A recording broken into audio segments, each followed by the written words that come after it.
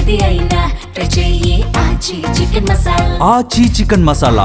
కృత్రిమ మేధస్సు ఉద్యోగాలపై పెను ప్రభావమే చూపుతుందనే వాదన రోజురోజుకు బలపడుతోంది. ప్రపంచ కార్మిక మార్కెట్లను కృత్రిమ మేధస్సు రూపంలో ఒక సునామీ ముంచెత్తనుందని అంతర్జాతీయ ద్రవ్యనిధి ఎండీ క్రిస్టాలినా జార్జియేవా హెచ్చరించారు.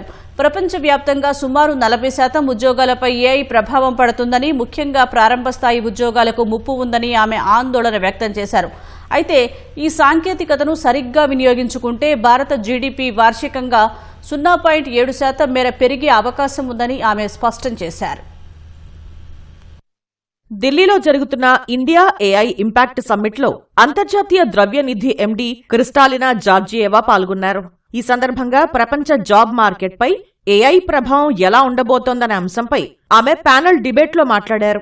ఇదే అంశంపై జాతీయ మీడియాతోనూ ముచ్చటించిన ఆమె ఐఎంఎఫ్ మద్దతుతో ఇటీవల జరిగిన అధ్యయనాల ప్రకారం ఏఐ ద్వారా ప్రపంచ వృద్ధి రేటు 0.8% మేర పెరిగే అవకాశం ఉందని తెలిపారు. కోవిడ్ కంటే ముందు పరిస్థితుల్ని అందుకోవచ్చన్నారు. ఏఐ ద్వారా కొత్త అవకాశాలు, ఉద్యోగాలు పెద్ద ఎత్తున పుట్టుకొస్తాయని వివరించారు. ఇదే సమయంలో ఏఐ కారణంగా 40% మేర ఉద్యోగాలకు ముప్పు ఉందన్నారు. అభివృద్ధి చెందిన దేశాల్లో ఏకంగా 60% ఉద్యోగాలపై ప్రభావం పడుతుందని ఐఎంఎఫ్ ఎండీ తెలిపారు. భారత్లో ఇది 26%గా ఉండవచ్చని జార్జియేవా తెలిపారు. సులభంగా యంత్రాలతో చేయగల ఎంట్రీ లెవెల్ ఉద్యోగాలు ముప్పుని ఎదుర్కొంటాయని చెప్పారు.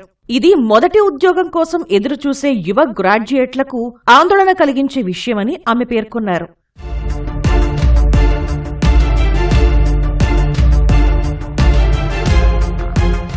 భారత్ వంటి అత్యధిక జనాభా కలిగిన దేశంలో ఏటా కోట్లాది మంది యువత వర్క్ ఫోర్స్ లో చేరుతుంటారు. 2023-2024 మధ్య 1.9 కోట్ల మందికి పైగా యువత చేరారు.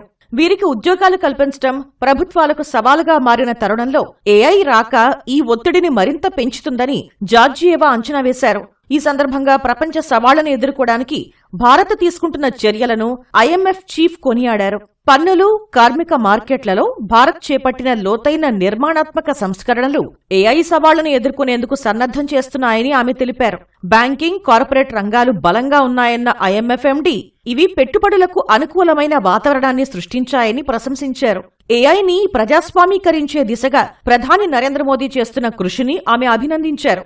ఇటీవల బ్రిటన్, ఈయూతో కుదుర్చుకున్న వాణిజ్య ఒప్పందాలు ఏఐ, సెమీ కండక్టర్ల సరఫరా కోసం అమెరికా నేతృత్వంలోని పాక్ సిలికా కూటమిలో భారత్ చేరటం అత్యుత్తమ నిర్ణయాలని జార్జియేవా ప్రశంసించారు. ప్రపంచ సరఫరా వ్యవస్థతో అనుసంధానం కావడం ద్వారానే ఏఐ తెచ్చే మార్పుల ప్రభావాన్ని భారత్ తట్టుకోగలదని వివరించారు.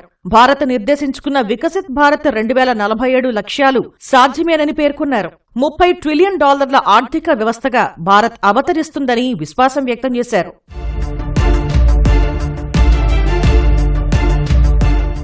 ఏఐ యుగానికి తగ్గట్టుగా ప్రభుత్వాలు తమ విద్యా వ్యవస్థలో మార్పులు తీసుకురావాలని ఐఎంఎఫ్ ఎండీ జార్జియేవా సూచించారు. కేవలం నిర్దిష్ట నైపుణ్యాలను నేర్చుకోవడమే కాకుండా నేర్చుకున్న నైపుణ్యాలను అవసరానికి తగ్గట్టుగా మార్చుకునే సౌలభ్యాన్ని యువతకు అలవాటు చేయాలని ఆమె స్పష్టం చేశారు. డిజిటల్ మౌలిక సదుపాయాలు, డిజిటల్ ఐడీల విషయంలో 10 నుంచి 15 ఏళ్ల క్రితం ఉన్న భారత్కు నేటి భారత్కు ఎంతో వ్యత్యాసం ఉందని ఆమె కొనియాడారు. సవాళ్లను సమిష్టి కృషితో ఒకరి నుంచి ఒకరు నేర్చుకోవడం ద్వారా మాత్రమే అధిగమించగలమని ఆమె సూచించారు.